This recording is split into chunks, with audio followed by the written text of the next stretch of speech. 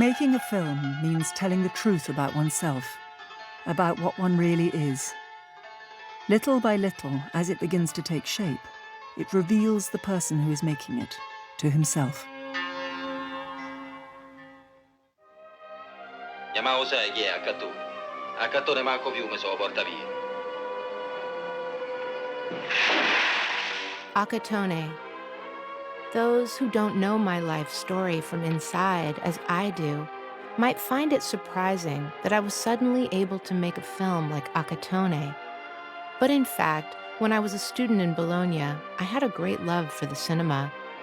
My passion for the cinema is one of the most important elements in my biographical cultural formation, so much so that some of my short stories written in the 50s contained elements of film script technique, such as phrases like tracking shots, panoramic shots, etc. Therefore, when I wrote Akatone, I had a fairly well-defined attitude toward the cinema. I simply lacked professional notions.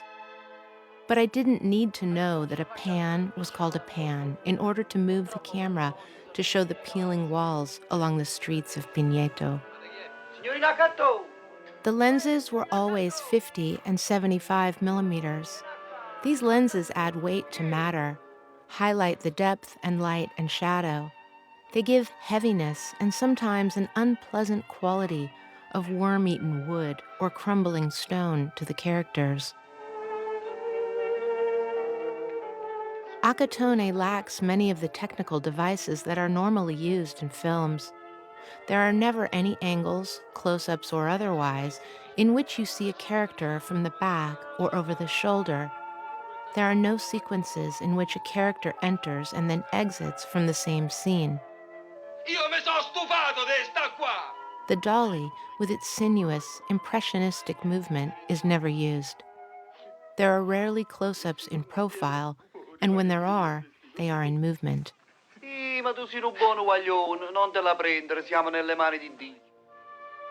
What I have in my head like a vision, like a visual field, are the frescoes by Masaccio and Giotto, together with some of the Mannerists, for instance, Pontormo, the painters I like best. Sei fedele, eh? I always conceive the background as the background of a painting, like a piece of scenery, and that is why I always attack it from the front. Lo sai che io già ti voglio bene. In a master shot, the characters in long shot are the background, while those in the foreground move against this background, followed by a pan, almost always symmetrical, as though I were in a painting, where, in fact, figures obviously cannot move, and I turn my glance to see the details better. Che sei un cliente mio, te? No, io so della Juventus. E chi si ricorda? Ce n'ho avuti tanti. Mica solo anagrafe io. Mama Roma. Akatone is a much more static film than Mama Roma. And indeed, I shot Mama Roma deliberately in this way. And I also wanted the editing to be more rapid and tense, at least within the content of the scenes. Però levate dalla testa che io possa ritornare a battere per te. Practically, what makes Mama Roma different from Akatone is a moral consciousness. Mama Roma has this deadly anxiety, which she shares with Akatone, and this simple, primitive joy. Che mi porti a Roma? E che ci vengo a fare? A far compagnia a Ciceruacchio. But there is also something within her of the other world, our bourgeois world. In other words, a petit bourgeois ideal.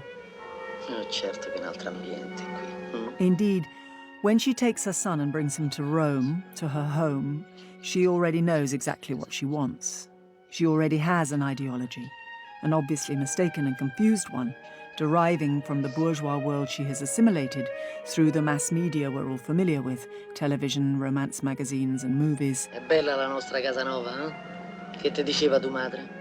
Equipped with this ideology, she throws herself into this new life together with her son, and it is the beginning of chaos. Ah, stupido, all'età tua l'unica donna che devi avere tua madre. The contamination of her bourgeois ideology with her experience as a prostitute can only produce chaos. tu sa, vattene! Che me frega a me dei madri? This is where her hopes begin to collapse. Her new life with her son is a failure. In the end, explicitly in the screenplay and implicitly in the film, she directly extends her responsibility to all society. Certo che se c'avevano I mezzi erano tutte persone per bene. Allora di chi è la colpa qua? I have an almost ideological aesthetic preference for non-professional actors, insofar as they are fragments of reality, in the same way that a landscape, a sky, a sun, an ass walking along the road are fragments of reality. Ma ci hai fatto mai con una donna, Ettore? But I have a sort of idiosyncrasy regarding professional actors. Let me make it clear that this is not an absolute prejudice.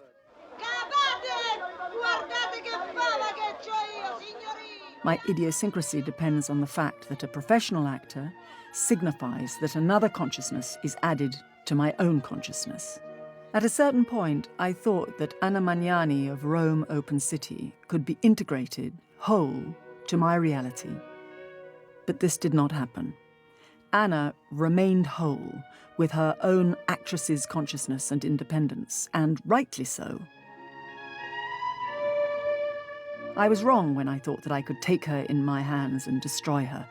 And so Mama Roma has this limitation, an exterior element which does not belong to my world, something spurious in respect to my style. But it should be clear that I consider Anna Magnani a great actress. And if I had to redo Mama Roma, I would use her again. Secondo lei i problemi sessuali vanno trattati esplicitamente oppure è meglio tacerne? Per me è meglio tacere. In Italia se ne tace o se ne parla? Se ne parla troppo. 100 Pairs of Oxen, original title for Love Meetings. Preparatory notes. Here are some random possible questions. At what point does abnormality begin and normality end in sexual relations? What are sadists? What are masochists? What are fetishists? What is the relationship between real sexual life and matrimony? What is sexual honor? And what about abortion? And what about birth control? This series of questions, with their appropriately perverse answers and the concise explanations of the interviewers, must be rapid and spontaneous. Voi vi sentite uguali a tutti gli altri ragazzi e a tutti gli altri ragazzi che sono qui o vi sentite diverse? Io un po' diversa.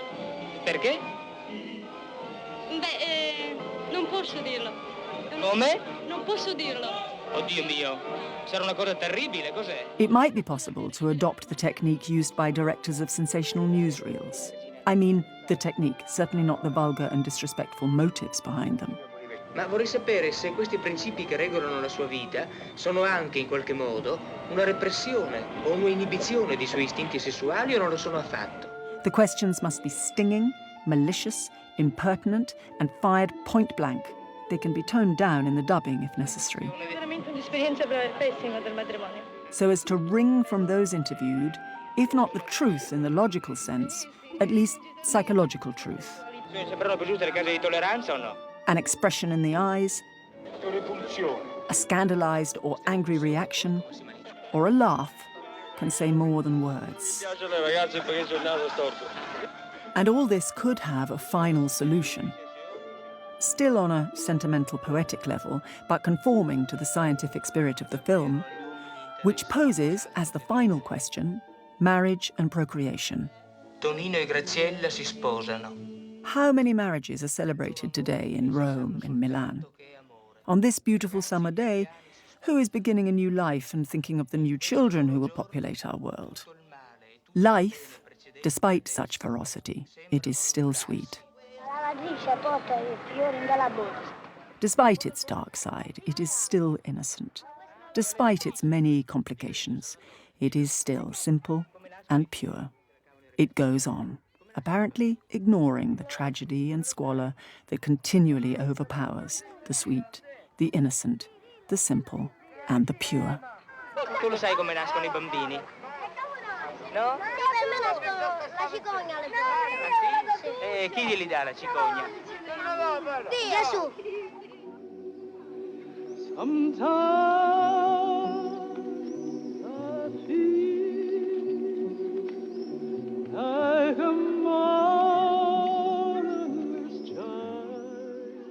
Gospel according to Matthew. I have reread for the 5th or 6th time in these last few weeks the Gospel according to St. Matthew. In fact, I have to begin to transpose the text as if it were a ready-made screenplay. For example, 1. Full shot of Mary, soon to be a mother. 2. Close-up or tight close-up of Mary who looks off, distressed, humble, ashamed. 3.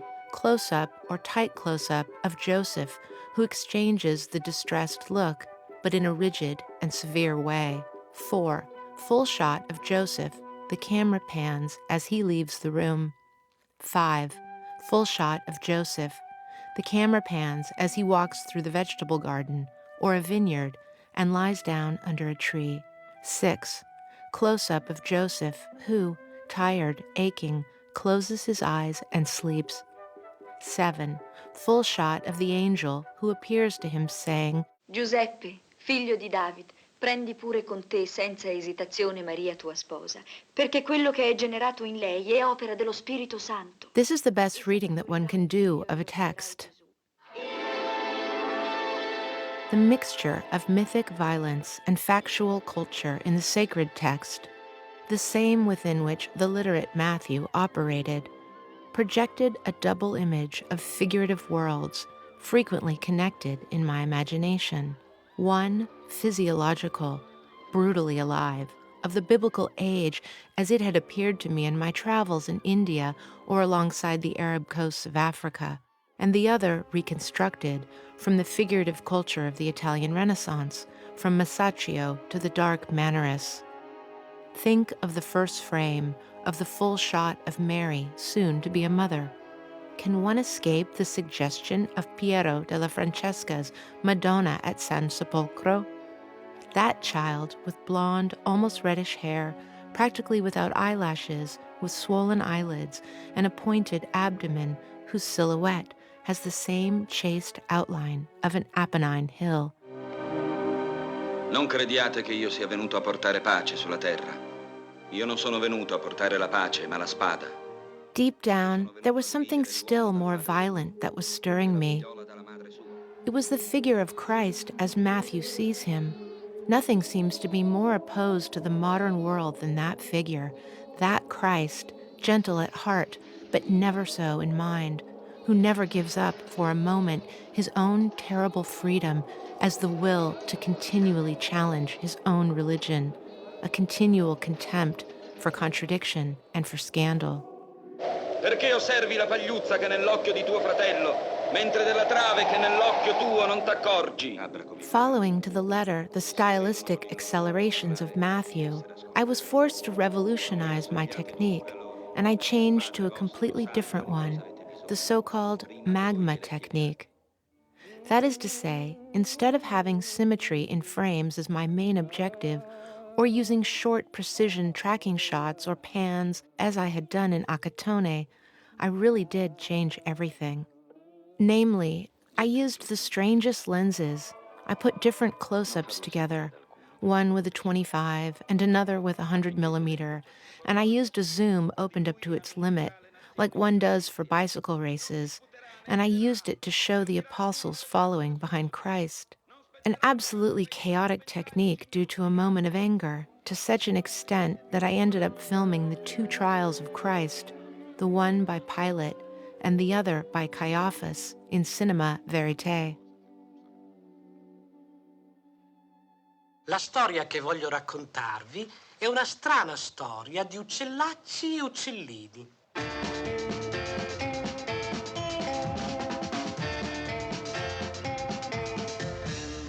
The Hawks and the Sparrows. The Hawks and the Sparrows was intended to be a typical film in prose. I had decided to begin the first shot with a 32 millimeter lens and to continue in this way right to the end. The movements of the camera were to be wholly functional. In short, the camera presence was not to be felt. this in keeping with the tradition of the classical comedies, Keaton, Chaplin, etc.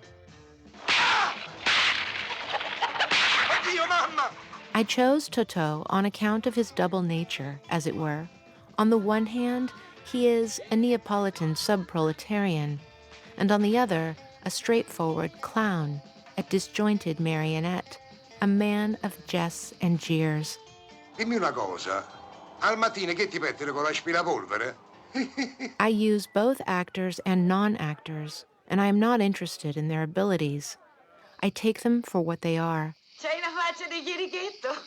For instance, Ninetto Davoli. He was not an actor when he began to work with Totò, and I took him for what he was. I did not turn him into another character. But for the second time, such sure, precise, technical planning seemed completely wrong. From the very first, I found it impossible to apply this technique to my idio-comical tale, and this immediately threw me into a crisis, forcing me to adopt the technique of the cinema of poetry. Con la luna non si prende. Chi te l'ha detto e perché? Perché si ammusa e bisogna aspettare l'alta marea. I began right away with the asymmetrical shots. Totò and Ninetto were isolated, with a great deal of space, respectively, on the right and on the left, almost as if they were not walking together, but each alone in his own oblique world, not rendered very naturalistically, and in editing I intended to bring them together, but only in an extreme long shot, 2 tiny black dots against the horizon, and during one lively moment of their dialogue. The cinema therefore conforms to the same laws as life itself, the laws of an illusion. Put in words, it may sound strange, but we have to accept this illusion, because whoever does not accept it, instead of moving onto a plane of higher reality, loses the presence of reality, which exists only through this illusion.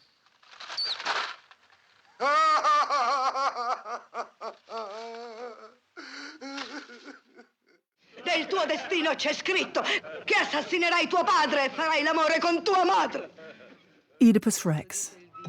Oedipus Rex is different from my other films because it is definitely autobiographical, while the others are not, or at least much less so, or, if they are, it is unconsciously and indirectly. The boy in the prologue is myself, and his father, the infantry officer, is my own father. The mother, a governess, is also my own mother. I merely told the story of my life, mystified, of course, and given an epic style through the Oedipus legend. Non voglio vederti, non voglio sentirti. È inutile, l'abisso in cui mi spingi è dentro di te. But since it is the most autobiographical of my films, it is also the one I rightly look upon with the most detachment and objectivity. Because even though I was narrating a personal experience, in the end, it interested me more as an element of knowledge, of reflection, of contemplation. In the first sequences, we see a field very similar to the one where my mother used to take me when I was a child. I had the costumes made based on old photographs I had, like those of my mother's dress and her yellow hat. There's also a military uniform identical to those worn by officers during the 30s. What really made an impression on me, however, was discovering again the large square in my town, now full of people, and finding myself there as if I were in a dream. There's a mysterious phrase spoken by Oedipus at the end that I didn't understand, I must confess. I translated it literally from the Greek and left it like that because I find it so very beautiful and poetic, even though it is incomprehensible. Ora tutto è chiaro, voluto, non imposto dal destino. If I could explain the meaning of this phrase, I would be a philosopher and a philologist. But in this film, I'm rather like somebody who has suffered from a hallucination, so I don't want to explain anything. I prefer to leave the sentence suspended in its mystery.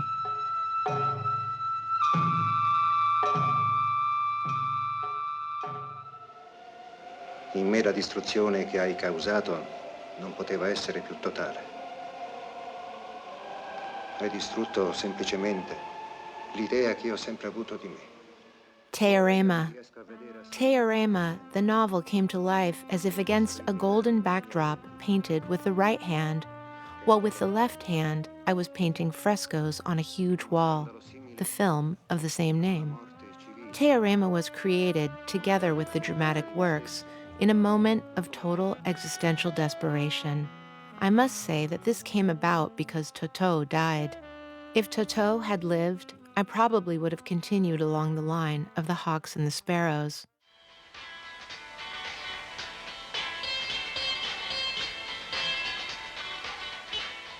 The history of the idea of teorema is very curious and significant. About 3 years ago, I began to write, for the first time in my life, some things for the theater. I wrote almost contemporaneously 6 verse tragedies, and Teorema was, as an initial idea, the 7th verse tragedy. I had already begun to draw it up as a tragedy, as a verse drama. Who is that boy? A boy. Later, I felt that the love between this divine visitor and these bourgeois characters was more beautiful, if silent. This idea led me to think that, such being the case, it was better to make a film out of it, although it seemed unrealizable. Therefore, Teorema has 2 phases, an earlier theatrical phase, which later came to an end, and a second phase that is divided into 2 branches, one cinematographic and one literary. Well then, it presents a very strange connection between literature and cinema. The film, and also the novel, speaks about a religious experience. It deals with the arrival of a divine visitor in a bourgeois family. This visitation overturns everything that these bourgeois knew about themselves, and which this guest has come to destroy. Authenticity, to use an old word, destroys inauthenticity. Therefore, every member of this family suffers a crisis. And the film ends more or less with the following moral. No matter what a bourgeois does, he fails.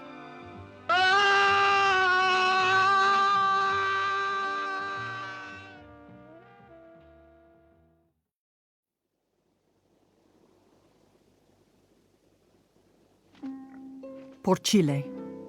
Teorema and Porcile are free, experimental films. They propose no outcome nor solutions. They are poems in the form of a desperate cry. This film consists of 2 stories. Usually this would entail 2 episodes, but in this case, the stories are told in alternating sequence, a scene from one and then a scene from the other. The first tells the story of a cannibal in a mythical, mysterious desert. The era is unknown.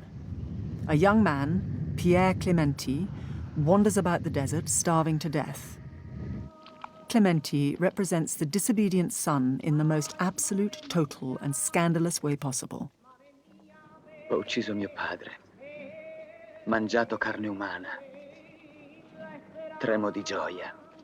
And above all, he is aware of this, to the extent that when he's taken prisoner and condemned, according to the law, an eye for an eye and a tooth for a tooth, to be devoured by animals, not only does he not repent, but he expresses pride for this atrocious disobedience. Tra il nostro patrimonio e il suo diventerei certamente padrone di mezza Germania dell'Ovest. Lane, formaggi, birre e bottoni, per non contare I cannoni. Hurrah! The other story also has a young man for its protagonist, Jean-Pierre Léaud, son of a German industrialist from Bonn, who has an atypical sexual abnormality. Voglio darti un bacio. Un bacio? Oh, Julian, tu non sai quanto questo mi riempia di gioia. Indeed, we're dealing with a clinical case which I found in a book on psychoanalysis, and I believe is unique of its kind. In short, he manages to have an orgasm only while having intercourse with pigs. Of course, this relationship is never shown directly. It remains purely symbolic, since the pigs represent the society in which the young man lives, that is, his father and mother. Alla fusione, caro Herr de Hitz. In short, the middle class is completely corrupt and transgressive, but no matter how depraved and corrupt a society may be, it will not allow its children to stray from its conventions.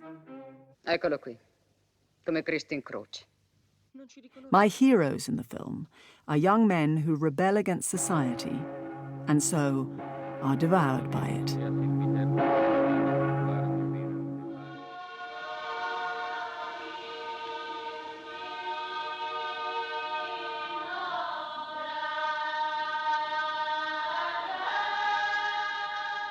Medea. Medea is a rather strange variant of transgression. She chooses to exclude herself. She carries her own tragedy within herself. What could possibly be the deep underlying cause of Medea's self-exclusion? A sort of backwards conversion, as if St. Paul had been a believer at the moment he fell from his horse, and the trauma had made him lose his faith. Medea is a victim of the same blinding vision. She acts outside the intervention of any logical reasoning. At a certain point, she has a vision of Jason, and the irreparable occurs. During her marvelous love affair with Jason, Medea has a regressive dream that leads her back to her own origins. And it is this dream that gives her the courage to kill her children. O luce del sole, la vittoria che intravedo sopra I miei nemici sarà splendida. While dreaming, she journeys back to the archetypes of her life and sees those human sacrifices that were performed in that era and is stirred up by this vision. The crime that I have her dream is exactly as Euripides represented it.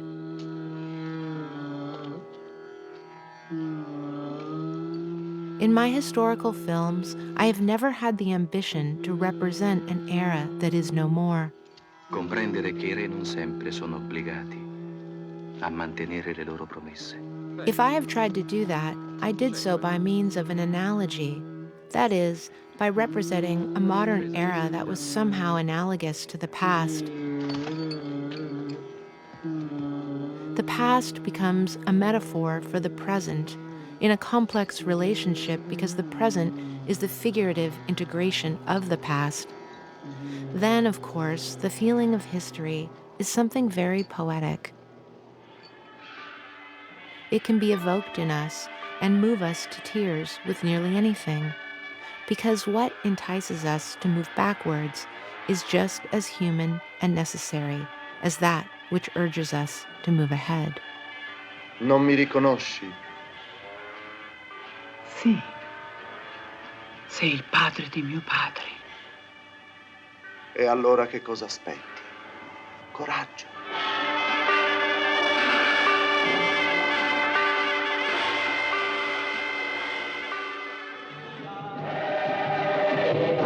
La